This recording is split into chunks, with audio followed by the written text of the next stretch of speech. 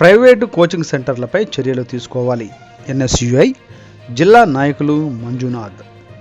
విచ్చలవిడిగా దోచుకుంటున్న private coaching సెంటర్ల యాజమాన్యాలు జిల్లాలో ఉన్నటువంటి ప్రైవేటు కోచింగ్ సెంటర్లపై చర్యలు తీసుకోవాలి అని స్థానిక రాప్తాడు మండలం మీడియా సమావేశం ఏర్పాటు చేశారు.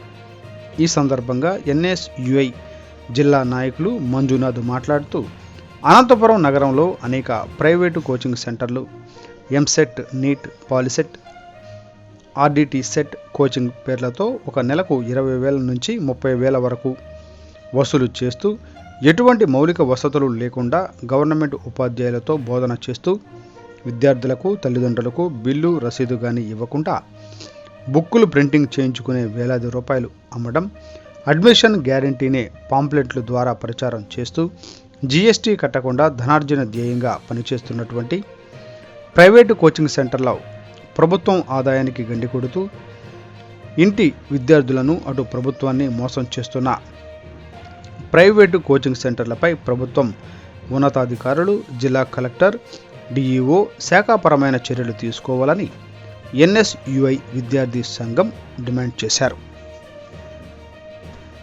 ధ్యేయంగా పనిచేస్తున్న కోచింగ్ సెంటర్లపై చర్యలు తీసుకోవాలని ఎన్ఎస్యుఐగా మేము డిమాండ్ చేస్తున్నాం. జిల్లాలో ఉన్నటువంటి ప్రైవేట్ కోచింగ్ సెంటర్లపై చర్యలు తీసుకోవాలని ఈరోజు స్థానిక రాప్తాడు మండలంలో మీడియా సమావేశం ఏర్పాటు చేయడం జరిగింది.